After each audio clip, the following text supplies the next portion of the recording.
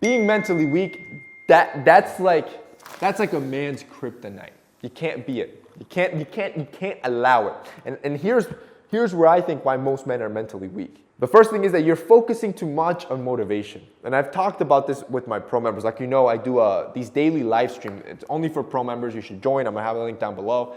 We do it at 2 p.m. every day. And I always tell them, motivation is crap, right? Motivation is garbage. How many people attending motivational speaking events become great men, millionaires or billionaires? How many people going to motivational churches are actually saved, right? The problem is people love motivation because it's like a drug, right? If I hype you up right now, I motivate you, I make you feel good, wow, you feel good, you feel pumped, and then you're not going to do anything. In an hour, that dopamine is going to drop off, and you're going to go to your natural state of procrastination. Motivation is garbage, and that's what makes you weak, because you think, man, I'm not motivated enough to work. Who cares? Right? The work that I do does not care about my emotions. You know how many times I get here, I still wake up at 4 in the morning every day. I still have to go to the gym because the weights don't care about my emotions. I still have to come to work because the work doesn't care about my emotions. All it cares about is things getting done, right? So you could be sad, you could be depressed, you could be tired. You know how many times I would say 90 to 95% of the time that I'm working, I'm either tired or maybe not feeling it. I'm rarely hyped up and motivated. But it doesn't matter.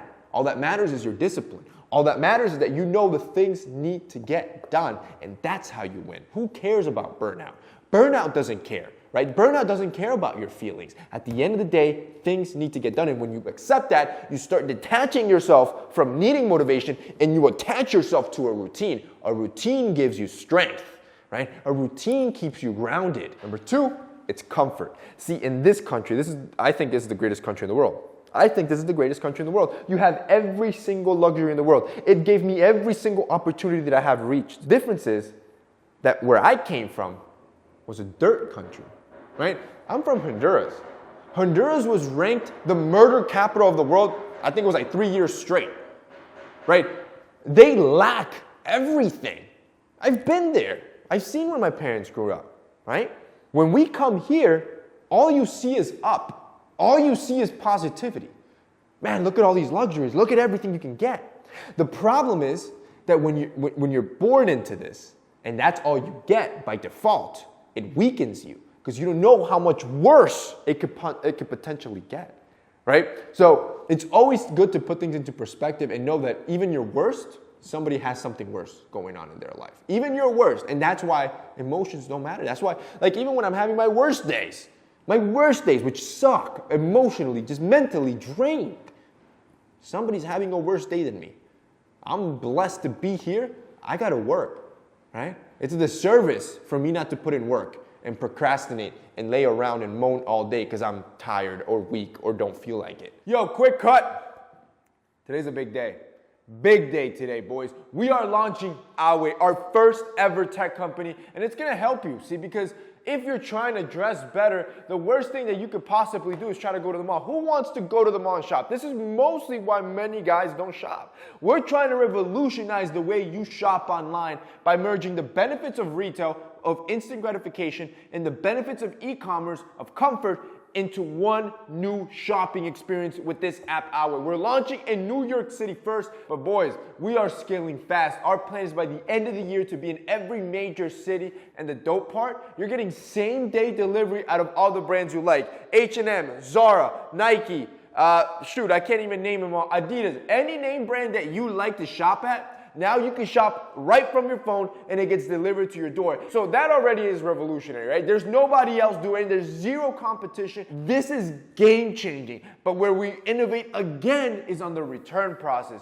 Nobody has simplified returns. Reverse logistics has been completely ignored because most brands don't care. They don't care if you leave that product in your closet because they don't have to give you a refund. We want to make it easy on you. See, if you buy something and you don't like it, right from the app, from the list of things you bought, you can easily just click return product, and that product you can leave outside with your receipt, and one of our delivery executives will pick it up, return it for you, and your money gets returned. Bro, you don't break a sweat. You can have the complete shopping experience right from our app, Awe, and everything gets done. Bro, Talk about convenience. And by the way, we're not stopping here. This is just our first iteration.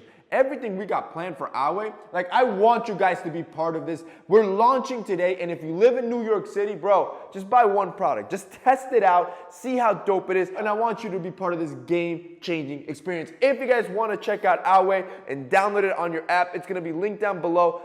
Like I said, bro, your support, it would mean the world to me on this new project. And number 3.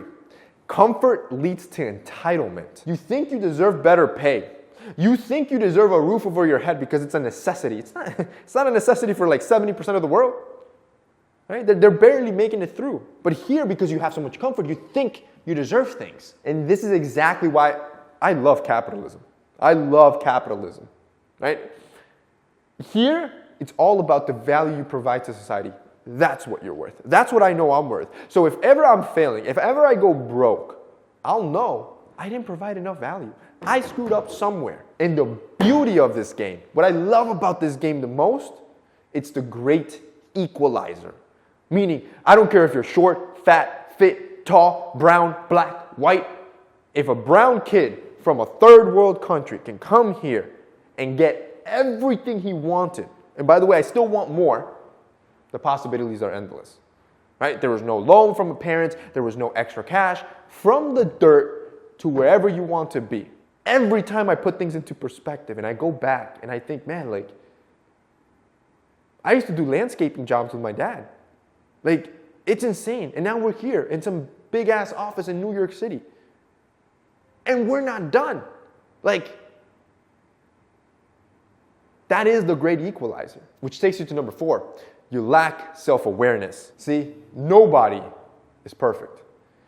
You forget to look inward. You forget to look here and think, man, what are my weaknesses? And then you forget that you have to work on those. See, because when you don't work on your weaknesses, those are what become your mental barriers that make you weak. If you're not smart, read more.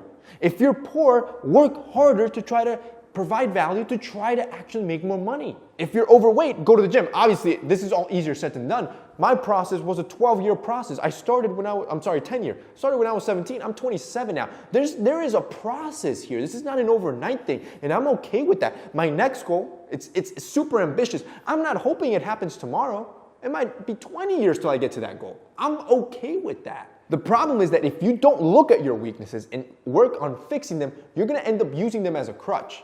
Right? Oh, I can't do that because I'm fat. Oh, I can't do that because I was born brown. Oh, I can't do that because I was in an impoverished neighborhood. Oh, I can't do that because my parents didn't give me a loan. I got none of that. And I was all of that, right? Doesn't matter. And finally, number 5, you lack gratitude. And this is what I was trying to get the point across. At the end of the day, man, like on your lowest times, when you feel like the weakest, it's all about stopping and thinking like, man, it's been a hell of a ride up until this point. Right? Everything that we have has been a blessing. And when you stop comparing yourself, especially on social media, because on social media, you'll always see the 1%, right? You're only going to see the top. But the 99 live regularly. And when you think about, man, all the stuff that you probably have a car. You probably have a roof over your head. You got food every day. You got the necessities. So it's only up from here, you know? Like, when you have that gratitude, it's very hard to be mentally weak. Not much can bring you down. But that's it for your boy. See you next time.